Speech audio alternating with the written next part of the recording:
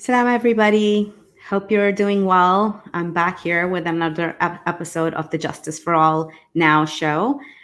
And today we are going to be discussing the minorities in India, specifically the Muslim minority in India, and what is happening. Today I will have a guest on my show called with Dr. Shaikh Ubaid, who is a longtime activist and who's been working on this on the cause of Indian minorities for a very long time. So, as coronavirus is attacking countries throughout the world, and specifically another set of events is occurring in India. Late last year, Prime Minister Modi's Hindu nationalist government announced and passed a very controversial law in support, claiming to be in support of minorities in neighboring countries that in fact openly discriminated against Muslims and undermined India's secular foundations. Then early this year, protests over the new law snowballed into a pogrom in which dozens of people, mostly Muslims, have been killed in Delhi. The Atlantic reports that the response that the Indian government has had to the virus is too little too late. They have put down a lockdown, and keeping with many of its policies, a headline-grabbing initiative was announced with very little warning, and one that did little to address the many problems India is facing dealing with the coronavirus. It puts responsibility for containing the outbreak on citizens instead of instituting a robust official support system. And it's punishing the most vulnerable in society. Many critics have noted that this does nothing to solve the country's problems with public health and safety, and everything that is wrong with India's response flows from that period late last year and through the early parts of the year when the government set the tone for what is now the harshest lockdown, with police brutality, lack of transparency, and a shortage of general compassion for the people. And within all of this, what has come, the people who have been the most vulnerable and the most attacked have been the Muslim minority in India. India is the only country in the world that has weaponized the virus against its own people, against its own population. And to discuss this and the use of media, especially social media, to attack minorities, we will be having a discussion with Dr. Shaikh Ubaid. Assalamu alaikum. Wa alaikum salam. How are you doing? Alhamdulillah, I'm well. How are you doing? Alhamdulillah. Ramadan Mubarak. Ramadan Mubarak to you as well. We're so grateful to be safe in our homes and be able to continue the works even despite all of what's going on. But I'd like you to introduce yourself to our supporters and our audience. You have a long history of working on the cause of Indian minorities. You are the co-founder of the Burma Task Force and the Muslim Peace Coalition. And you've been working, you were one of the people who set the record and had Modi banned from coming to the United States. So please share a little bit about yourself, where you grew up, how long you've been a practicing physician in the United States, and where did your human rights work start? Assalamu alaikum again. My name is Shaikh Ubaid, which is written right down there, except with 3 additions. When I was born, my parents did not name me doctor, so the DR is extra, and there is an extra H there. Okay.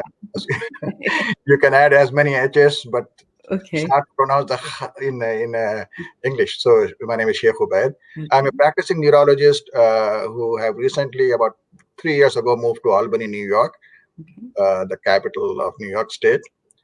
Originally, I'm from Hyderabad, India, which used to be a Muslim kingdom, autonomous Muslim kingdom, till India became independent, and then India annexed it by force. And I came here in the 1980s. I came here in 1986.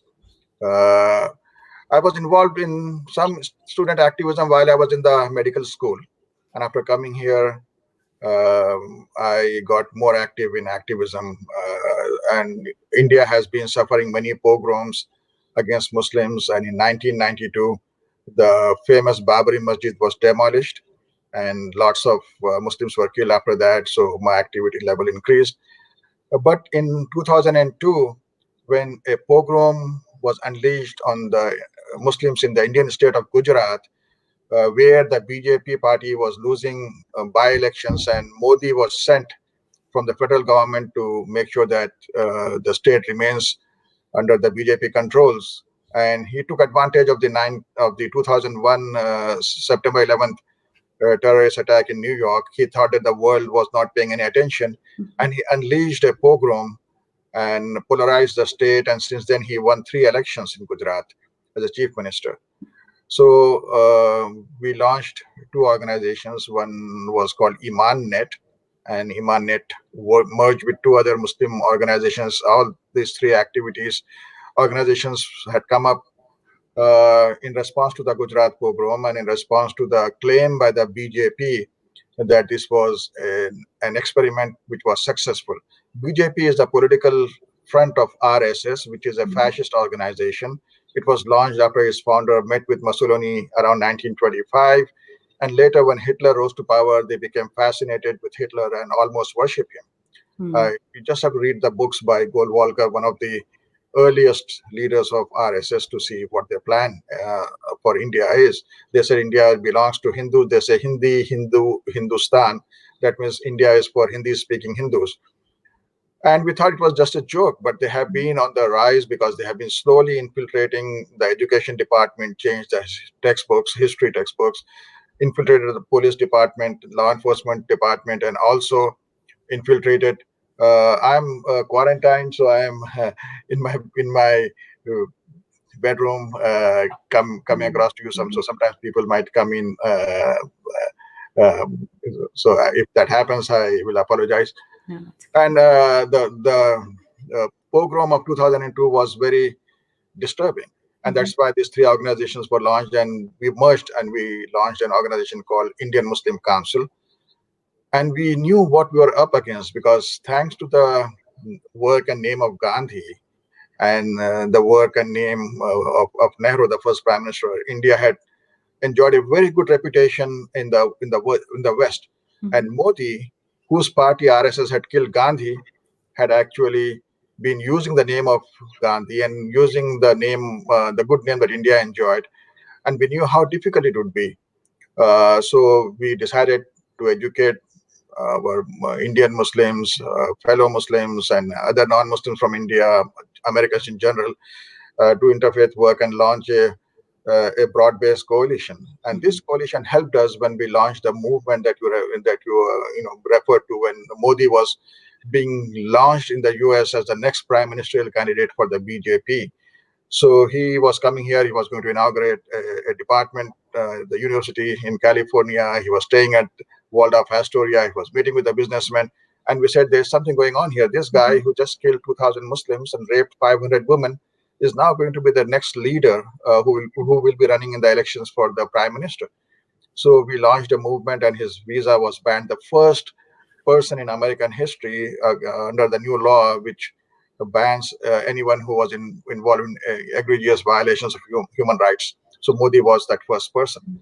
He can now come to the United States because he is the prime minister. He is the head of the government. So for 10 years, we were able to, stop that launch that had happened. But eventually, because of the hard work that the RSS had done, Modi was able to win the elections. And so he's won the elections, and he won the elections because he made some promises. Specifically, his ideology is a Hindu nationalist ideology. He's won based on that they're going to make the people of India better, right?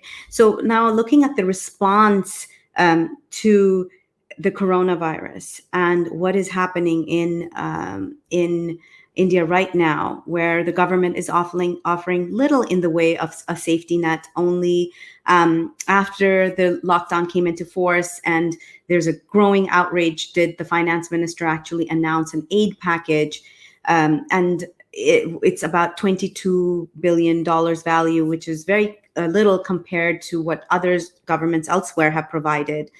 I believe Britain, Spain, and Germany have offered stimulus packages of 20% of the GDP, and India's amounts to less than 1% of its GDP.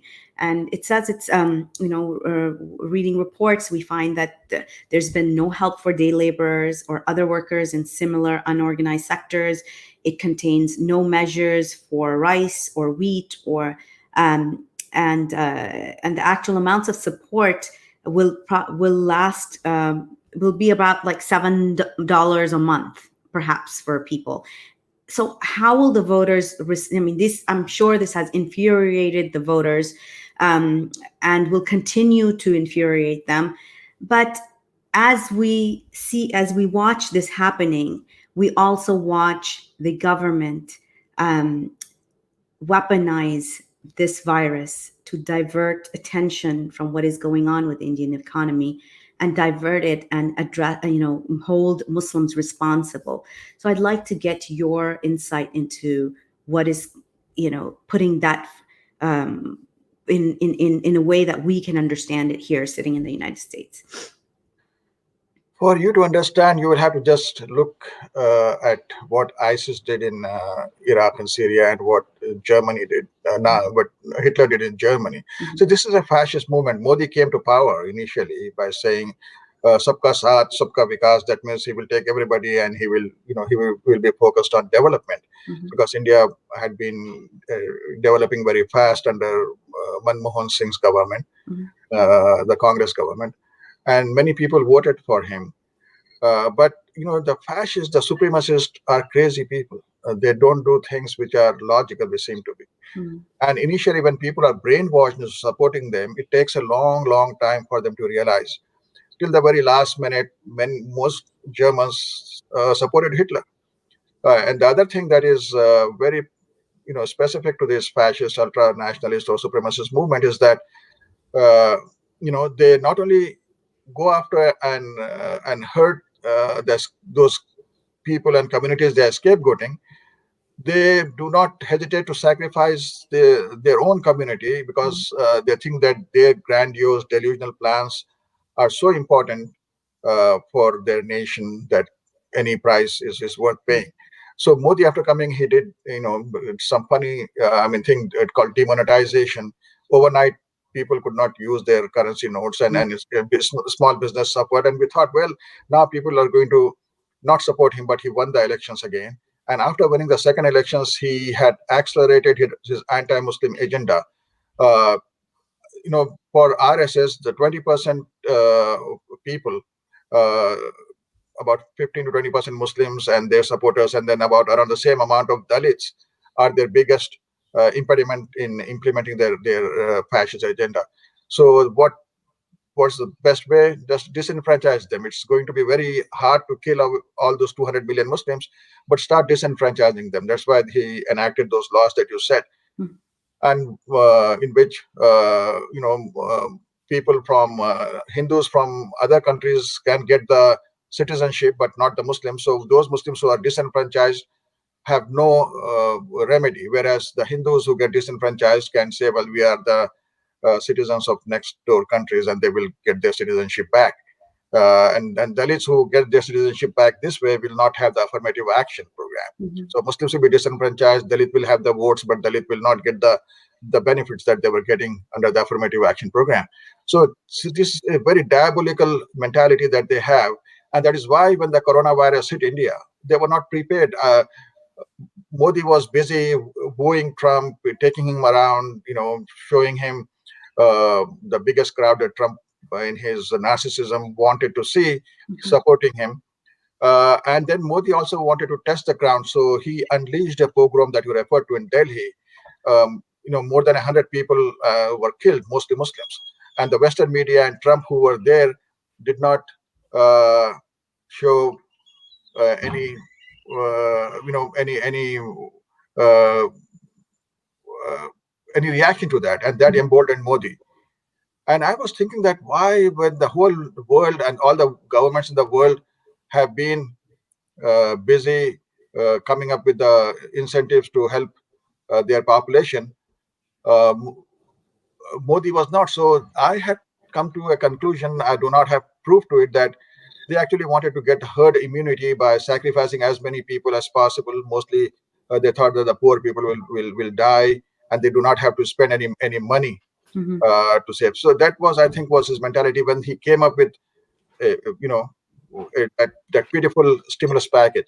I was just today listening to the press conference of the governor of New York, the epicenter of this epidemic in the U.S., and he said a lot of things about give us update. He also reminded people that the virus will stay alive on plastic and vinyl and metal for 72 hours. It will be hanging around in the air for 3 hours, and then talk about what's happening in the hospitals, etc. Modi, when he first talked about the virus, he said, just make some noise, and then the next time it was some light, some candles, and increasing the superstition about the virus at the same time, just putting people through the exercises that fascist leaders do to keep them, under their control. They will say the most absurd thing, and people will believe and act on that. So that was happening, and then all of a sudden, without any warning, he shut the country down. And India has a huge population of migrant labor who go to these big cities to work and then send the money back to their villages and towns. And so happens that all these people were stranded. And then eventually, when they walked hundreds of miles to their homes, the virus had started spreading. Mm. And virus was introduced into India by 1.5 million tourists who came. There were people who were coming from outside. There was a Hindu person who came from Dubai. Happened to be Hindu, doesn't mean that. But then he infected lots of people because he threw a party of 1,500 people. Oh, wow. So a lot of these things were going on, and then there was also a meeting of the Tablighi Jamaat. So when Modi realized, he let that meeting take place, Mm-hmm. and then he used those Muslims in the Tablighi Jamaat as a scapegoat, because he realized that his plan, non-existent plan, had failed, and the virus is spreading all over India, and people might blame him. So he started saying that, well, these Muslims, some of whom had come from Indonesia and other Muslim countries for that meeting, had deliberately started spreading the virus, and many BJP leaders were going around saying this, and people started to believe it. And now we see that Muslims who are poor and also minorities are have no government aid, and also they are being uh, not admitted in the hospital out of hatred and out of fear, thinking that these Muslims are deliberately going to spread the infection. Even doctors are believing that. It shows how much work RSS has done over the last decades. Many of my classmates, which I grew up with, Hindu doctors, I do not recognize them anymore because of the hatred and the fear that they have, and the way they support Modi.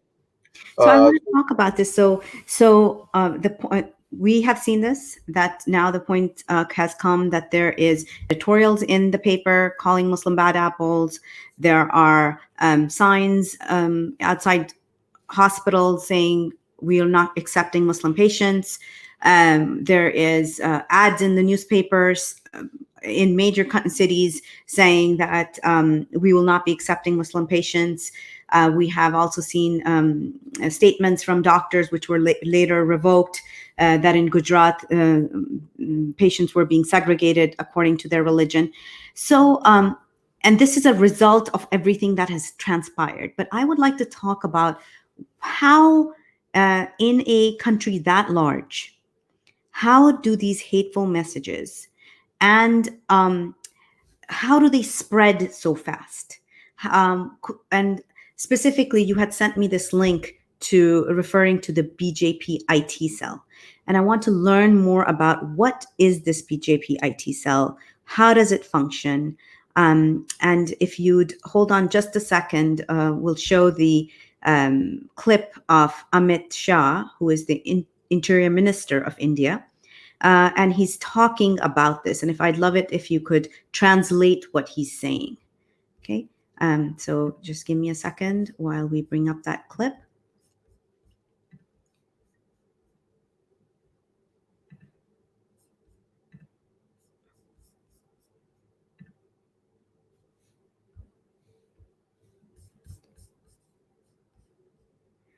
Oops, I'm having a little.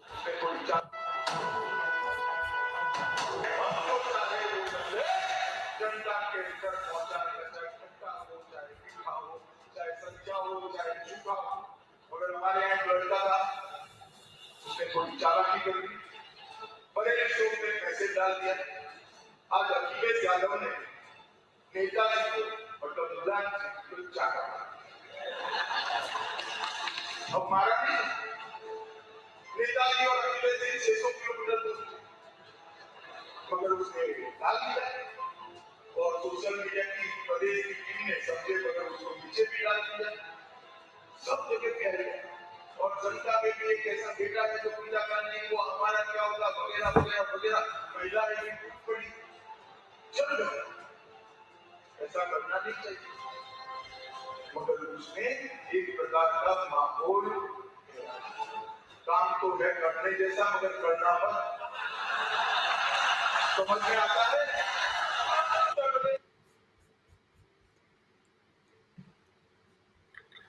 So yes. So that was the right hand man of Modi, Amit Shah, the Himmler of India, and Modi calls him the architect. And there's a famous person in Indian mythology or history, that Chanakya, who was an advisor and was a very cunning politician. So you think that is Chanakya. He is that's a pep talk to the BJP workers just before the election, saying that they should not worry because of demonetization, etc., that the party is going to lose. So he was trying to increase their morale. So there he is saying talking about his IT cell. He says that they have the power to take any news, whether that's a factual true news or it's a fake news, and just make it viral. And he said people are going to believe that, and they have. So he was pointing out to their capacity, their capability to spread their messages, and also the work that they had done in which the people are going to believe whatever they say, and that happened. And you said as to how such a wide subcontinental country, India, the messages are spreading. You had in the background that the the WhatsApp symbol there, and WhatsApp had played a very prominent role in the spread of hatred, just as Facebook did it in Burma before the genocide of Rohingyas.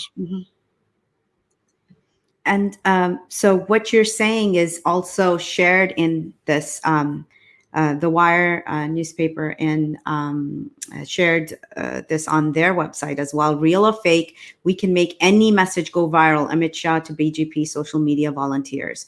Yeah. So this IT cell that has so apparently Shah told the volunteers that in Uttar Pradesh they have a WhatsApp group with 15 lakh people. So 15 lakh would approximately be 1.5 million people, or 15 lakh is 1.5 million. yes, 1.5 million people. 10 lakh is 1 million. Okay, so 1.5 million people on a WhatsApp group, and there's another with 1.7 million. So about 3.2 million people are on that WhatsApp group. So is this what is used to spread this hate that we're seeing? Because for something like that to spread, that, oh, Muslims are the ones who are causing coronavirus, and it's spread all over the, into little villages as well, that cannot be happening without some sort of systematic way that this message is going out. Is this the same? So this was used during the election, and now they, with 3.2 million people, Amit Shah himself says that we're able to make anything go viral. Those are just the groups in one state, in Uttar Pradesh. So they have hundreds of millions of people on their WhatsApp groups, and people of India mostly are illiterate, and they have this, they are naive people, so they believe anything that comes on the WhatsApp technology. They tend to believe what the government is saying there, because they believed Gandhi, they believed Nehru, they believed Indira Gandhi. And most of the time, those people had some integrity, had lots of integrity, especially Gandhi and Nehru. So they think that anybody who's who's governing the country should be listened to, and WhatsApp, whatever is coming on WhatsApp, they listen to. And then there's the other thing: the mainstream media is mostly bought over. Hmm. Wire and a couple of other media which have refused to, are being persecuted every day with new cases. Even during this pandemic, recently the editor in chief of Wire had to, uh, you know, go to a court hundreds of kilometers away. Exactly. So one of the person is Arnab, Arnab, who is worse than anybody that you see on Fox News. Who So is both Arnab mainstream, Goswami, right? Arnab yeah, Arnab Goswami. Both mainstream media as well as social media is being used to create this tremendous amount of hatred. So much so that we have seen from the time of Gujarat that people hate and fear Muslims so much that they say killing the Muslim children is okay, because the children of the babies of snakes are going to grow up into snakes. That's what their slogan is. And they were cutting open the bellies of pregnant women, 9 months pregnant women in Gujarat, and then they killed them with butchered them with swords, etc. So similarly, that kind of attacks and that kind of hatred is just growing in India. So we're going to talk about Arnab Goswami in a little bit. I want to talk about what you just said, the killing of. So recently, I was on Twitter, and I saw a call to action by what looked like RSS members.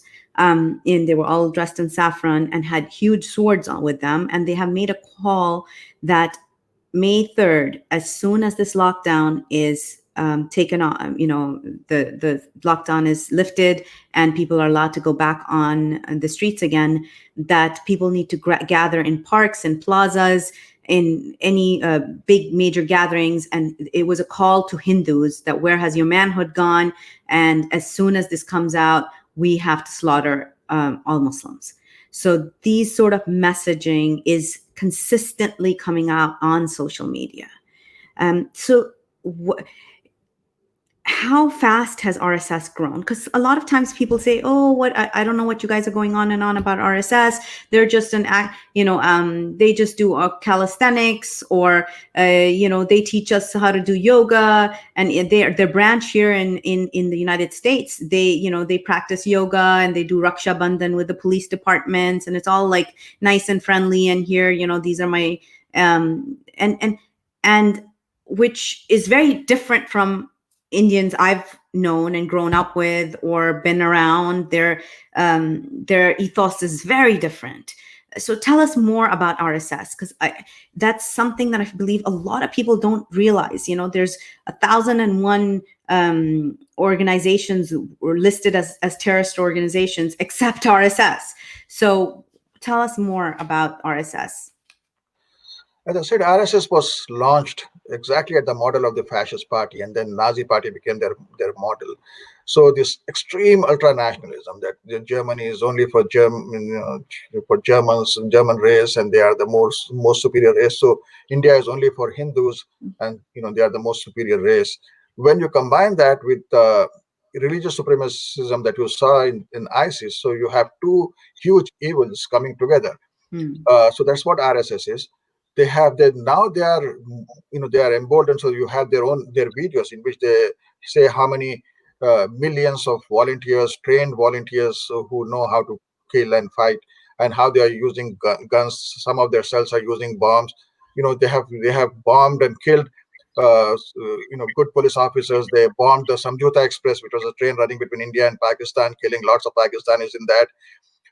And of course, in America, they are not going to do that. And they are trying to infiltrate the US power centers, both the Democratic Party as well as the Republican Party.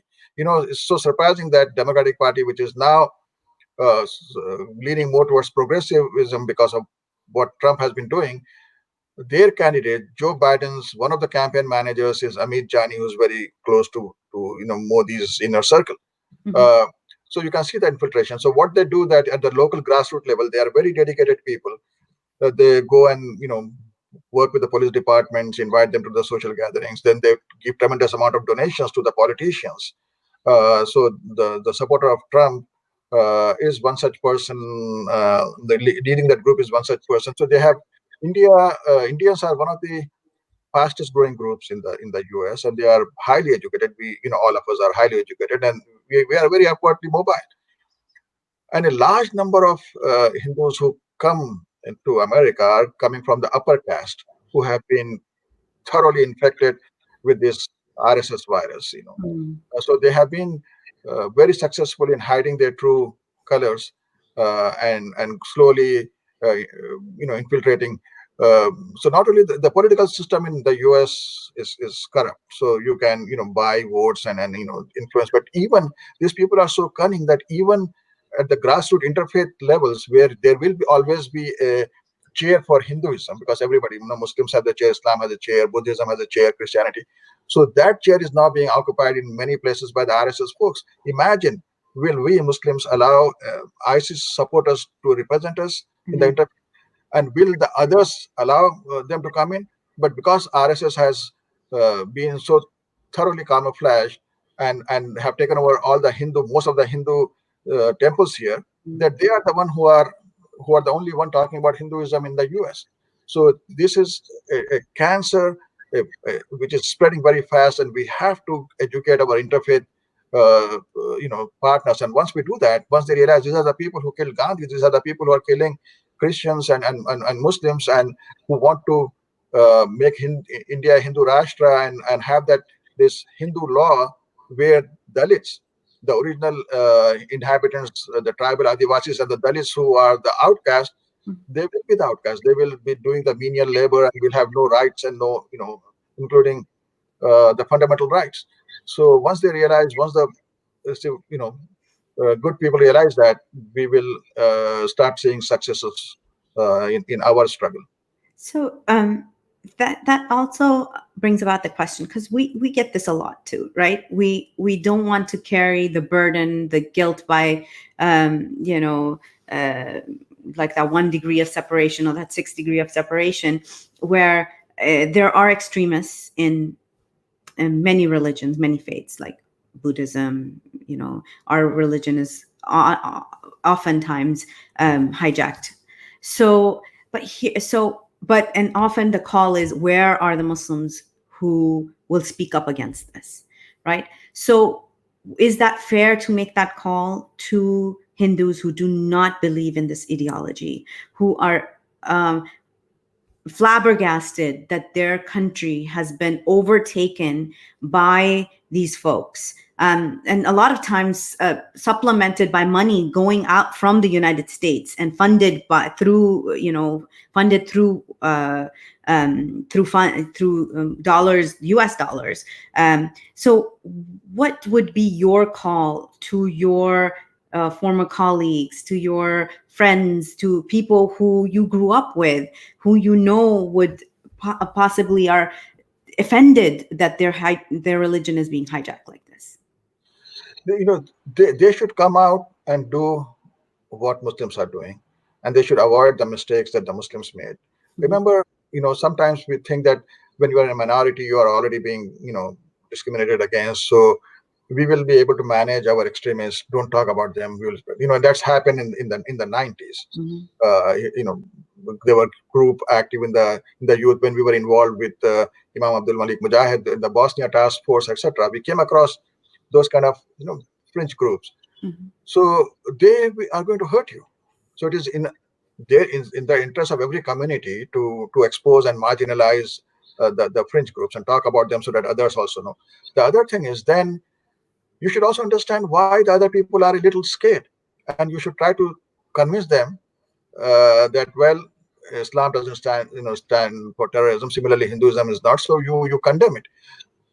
If a Muslim who gets into conspiracy theories and come up with these crazy ideas about ISIS, you have seen me active in social media. I just demolish them. I say, and make sure that they are not part of any of our circles.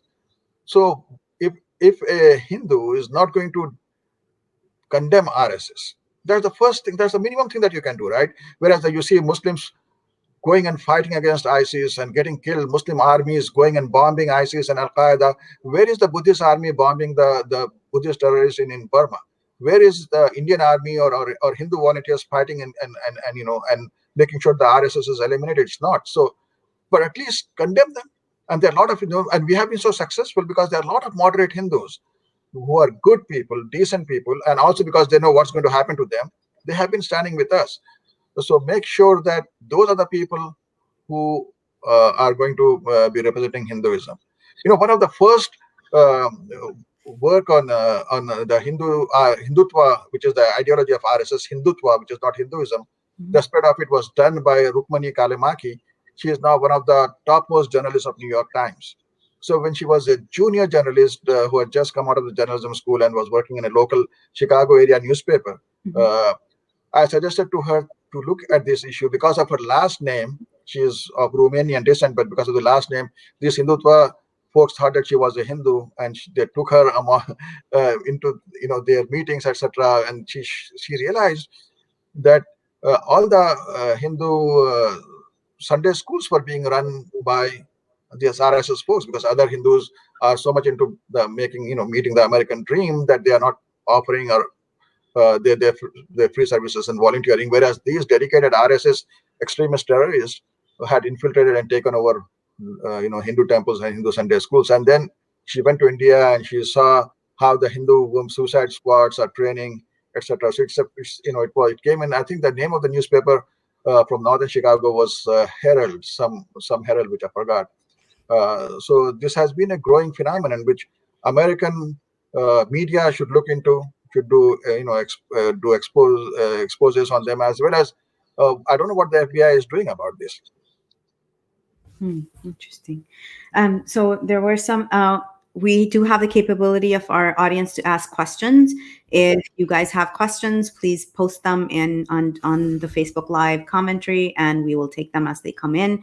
I believe Peter Friedrich left some comments on CAA as well as Hindu nationalist ideology. He's been working. He's a journalist who's been working to expose some of, and perhaps Peter, you could, if you're still watching, if you could take that under your wing and make that expose about RSS in taking over every temple or temples around the United States, that would be an interesting read. I wanted to. We were watching. Goswami, the journalist Goswami, and that's I wanted to talk about that as we start wrapping up. Is So let's run a clip on Goswami. Then, if you could frame this clip and let me know what is exactly going on here, who is SIMI, what was actually happening, and how this translates into what is happening to journalism in India right now. So just give me a second to pull that up.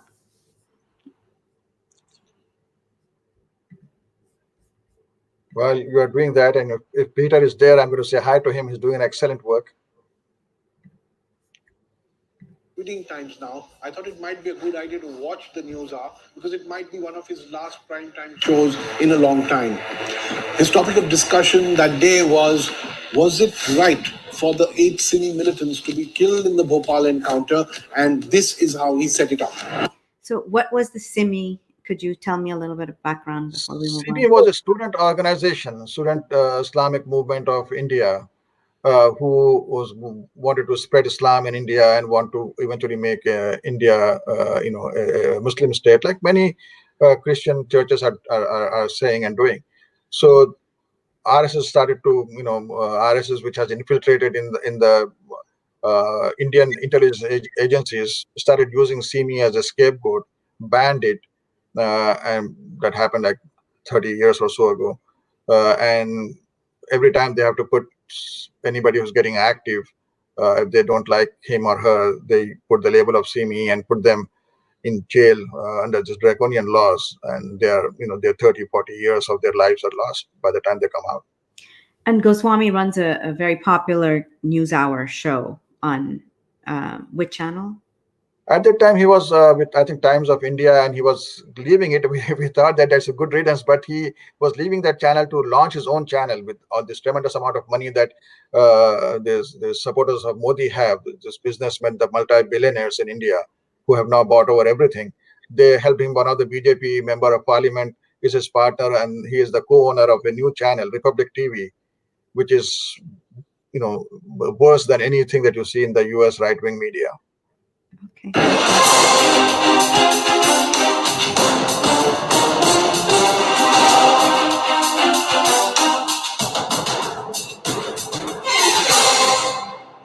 Arnab claimed that these 8 men were planning a major terror strike and were a great threat to national security. Now, where did he get this from? From the Madhya Pradesh Home Minister, who shared this with the media without a shred of evidence to back up what he was saying.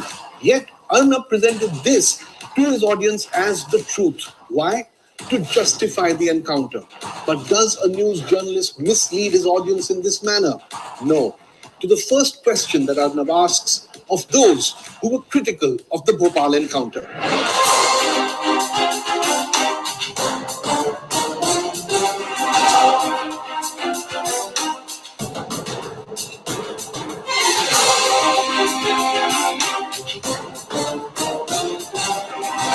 Now, how does Arnab Goswami know that these men were terrorists who had conducted bomb blasts? He doesn't, because they have not yet faced trial. And he knows that. These are not convicted criminals. He knows that. But he has kept this from his audience. Does an unbiased journalist do that? No. Now, his next 2 questions.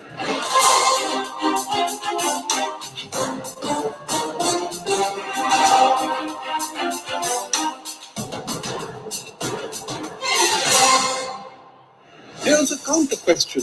Would Arnab take responsibility if it were proven that these 8 men had been murdered in a fake encounter? I wonder. Arnab's next question focused on Constable Rama Shankar Yadav.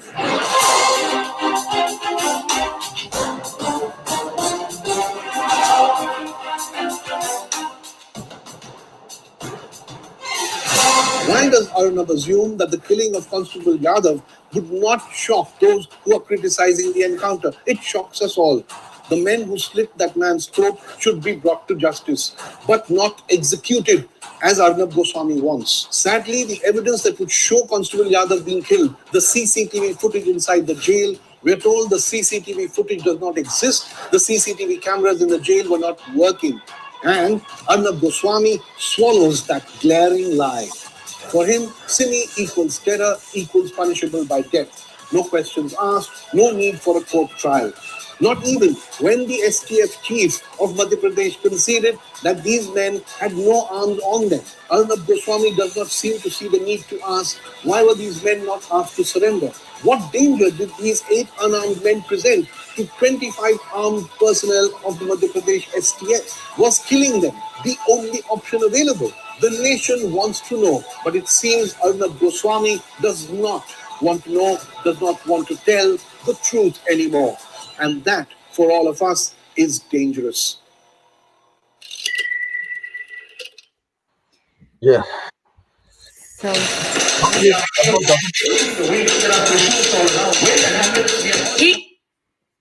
So not only that, Arnab doesn't want to know, but Arnab wants to tell a different story, saying that these were these unarmed prisoners who were executed. Encounter is the term used for this. Hundreds of people who were killed while they were in custody, and most of the time it was proven later that it was just a lie. So Arnab not only wants us to believe that, but he wants to think that all Muslims are like that and they support them. So if more Muslims are killed, there should be no reaction. That's what Arnab wants, and he should be just like in Rwanda. Once hopefully there will be a time when RSS will be brought to justice, and people like Arnab should suffer the same fate because they are equally complicit in these mass murders and in mass rapes. Uh, One of the worst kind of human being that you can come across. and this is very troubling because this is another step in, as we study genocide, we fight against genocide, we work against it. These are steps. There's certain stages of genocide, and when you have the media, and we saw this in under Bosnia as well. It was when the media turned against its own population and the newspapers that people were reading and the TV shows now. And now you have WhatsApp and Facebook. And we saw this in Burma where it took Facebook 1,400 days to take down the hateful messages against and the lies that were written about the Muslim population there. It doesn't even have to be Muslims. This could be used anywhere for any population, right? This is something that these gigantic corporations Facebook has ties with the new geo systems, that is Ambani's Yeah. corporation. And so where do we put, who do we hold responsible? And this is, and as you said, it's absolutely right that media has this extreme responsibility to say this. And yes, like Peter is sharing, that it's same tactics everywhere around the globe, that we see that here as well, where major news channels, whether it be MSNBC or Fox News, it's being used by parties to, cull this vitriol. So we do have a question by Peter. So he says, Dr. Ubaid, you said RSS is modeled after fascist ideology, which is very systematic. Do you see HSS activities in United States as a deliberate infiltration? If it is systematic, what is their goal? Hi, Peter. Very good question. HSS is, of course, a deliberate infiltration, and their goal is to make sure that when actual genocide starts in India, or this slow genocide that is happening when Muslim and Dalit and Christian traders are not allowed to sell their wares, when they are being persecuted, they are either they die or they change their religion. So when these things are happening, there is no outcry from the most powerful country in the world, from the US. So they have spent tremendous amount of money and tremendous amount of time to infiltrate in the US, and HSS is one of their topmost front in the US. Mm-hmm. And very easy to ask them, ask HSS or HAF, which is doing lobbying in the US, are you willing to condemn RSS? And they will not. And that tells us that's a very good litmus test. If a Muslim is not going to condemn ISIS, you know that there is something wrong. So if a Hindu is not going to condemn RSS, you know where they stand. No, definitely. And it will come into our homes. I mean, if people don't realize that, it is coming here. I'll share an incident here in our county, where young students were organizing an event about the CAA and the NRC, and how it was oppressive towards Indian minorities, especially Muslims, um, and it turned out, and the people leading it weren't other students, but there were elders, and some of the children were very ashamed of the way their elders were behaving. And we want it's, so it's coming here too. And it was, and largely it's a great our county is a great interfaith. It was formed on that interfaith principle, actually, this Columbia area. But to see that hatred like coming out, and adults bullying young children because they were able to wanted to express their opinion in their own schools. So that was something that was terrifying to watch, just as a parent and as a community leader. So Peter has some more questions. Can you tell me, what is the OFBJP? What do they do, and are they connected to RSS? They are the overseas friends of BJP, and they are their political wing. They are the one who are mobilizing, the Hindu community to support those candidates which are going to support, which are going to not do anything about the RSS activities. So this is the overseas friends of BJP, and then they will do fundraising. They will make sure. I mean, the IT cell of BJP.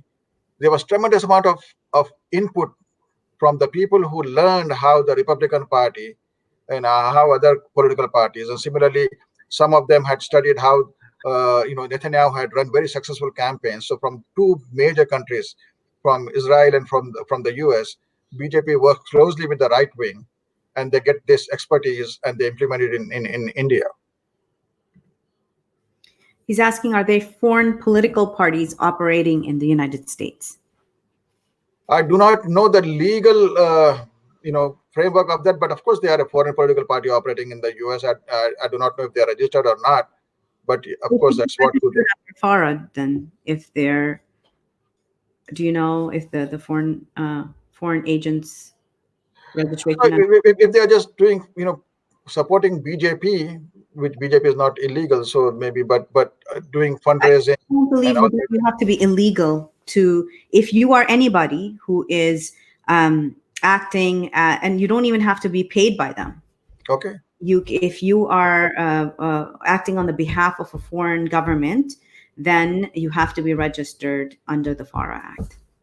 good, good to know that. So we will be adding that to our arguments when we meet with the U.S. politicians here. Well, what you said, Sister Hina, is very important about the children.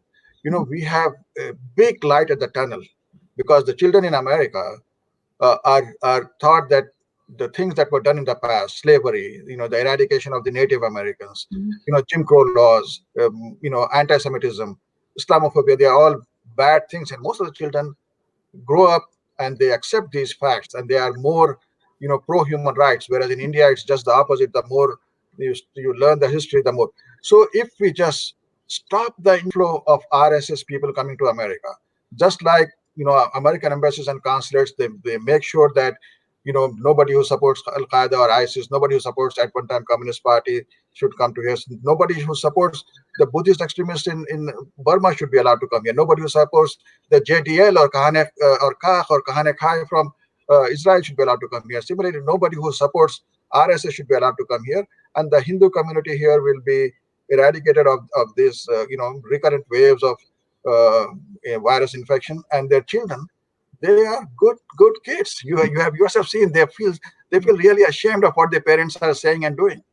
Yes, we saw that, and the support that they gave their friends and class fellows was heartwarming to see. And that's the future. That's the future that we all need. I mean, any sort of hate speech against people, that it's hard, anywhere. If it's occurring in Pakistan, if it's occurring in Somalia, if it's occurring Saudi Arabia, anywhere in the world, it needs to stop. And we cannot keep passing these. We keep saying never again, never again, and then we keep acting in the same manner.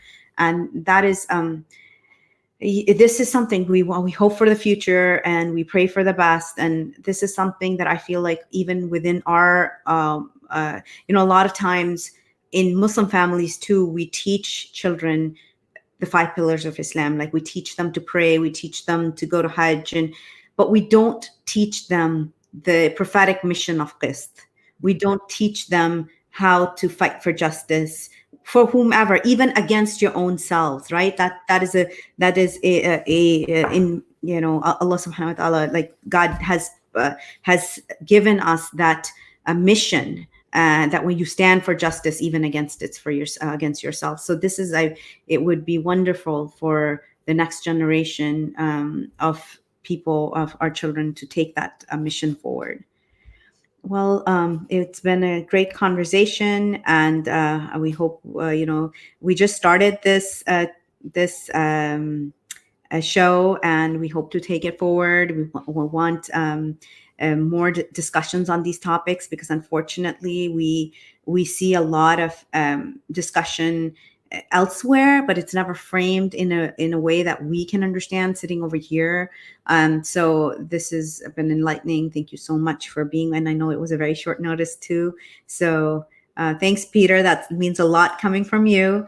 So thank you so much for that. And we'll be here again. So thank you, Dr. Ubaid. If you have any, ending comments to make. You are doing an excellent job, and both Justice for All and you and the leadership of Imam Abdul Malik Mujahid have been involved and supporter of it. People should realize what a tremendous amount of challenge that we are facing, not only in India but here in the US, because this movement is an international movement. So if they want to know more, they should follow. They can follow me on Twitter. Shaikh Ubaid is one word, SHAIKUBAID. I am also on Facebook, Sheikh M Ubaid at Facebook, and then Justice for All is has lots of information on that. There is Coalition Against Genocide that we when created, which is a broad-based coalition. There are other Indian Muslim organizations, Indian American Muslim Council, North American Association of NAEMA. So we are here to help you learn and help you just you can do your own research. We'll just provide you pointers. And this is a virus, a cancer which has been in the US for a few decades and is spreading. Well, thank you so much for being here. And for all of you who have been listening, we've been doing this for at least for the past 4 days now. I'd love to get your comments. What did you enjoy? What did you like? Who would you like us to bring on next? And where all we should be broadcasting this? And let us know what other topics you want us to address. We will be addressing human trafficking. That is something that Justice for All works on as well. We'll be addressing rape as a weapon of war and genocide. We have several shows lined up for you all to watch and learn from. So let us know. Follow us on Justice for All on Facebook, JFA.org on Twitter, and let us know how we can, what other, our main focuses are Burma, the Uyghur cause, India, and Kashmir. But let us know how you can help and how can we help you become better advocates for justice. Thank you so much. Salam alaikum.